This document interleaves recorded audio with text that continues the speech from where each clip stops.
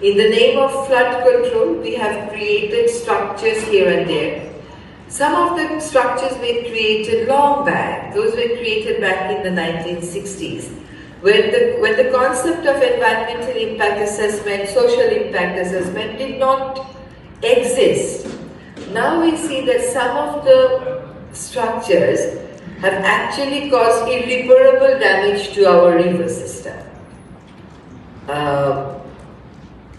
We also have huge issues like pollution.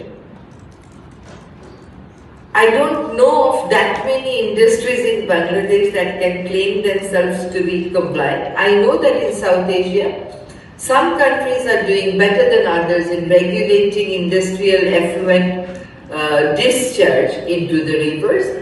I know that we have been talking about restoration and protection of Ganges for many decades, and I'm happy to learn that now the processes are proving to be fruitful. I'm also happy to learn about Nepal restoring some of its rivers, and Bangladesh is also in process of identifying some major rivers that it is targeted to restore and bring back to life from the curse of pollution and also unlawful encroachment. So while we have our own meanings of unplanned structural intervention with river flows, pollution from different sources, and illegal occupation, I think in this roundtable we'll be talking about possibilities of tackling the challenges we face at the regional level. Bangladesh has many policies. We do have enforceable laws against industrial pollution. We do have enforceable laws that have created institutions to tackle flood and have flood control structures that will not be damaging to the natural water flows. Yet, the realities tell us something very different. We still face challenges in enforcing those laws. Our water policy, I believe, is quite progressive. Bangladesh has some unique ecosystem. For example, we have an ecosystem called Haor, H-A-O-R. Haor is a huge depression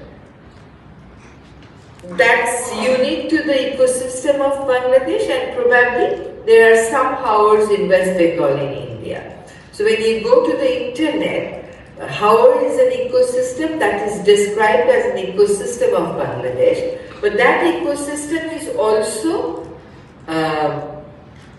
regional, it also has regional dependence. For example, the rain that we get in the Cherrapunji, that flows down into this huge depression in the northern part of Bangladesh and forms, you can compare Haors like freshwater seas. So within a Haor you have got canals, you have got flowing rivers, you have got homestead, you have got cultivable land. And some of our Haors actually have got protection from international agencies. So one Haor is already declared a Ramsar site. When we talk about having regional cooperation around water management, why do we say so? Because in Bangladesh we do have around 1,400 rivers, but the flow of these rivers are largely dependent on upstream countries.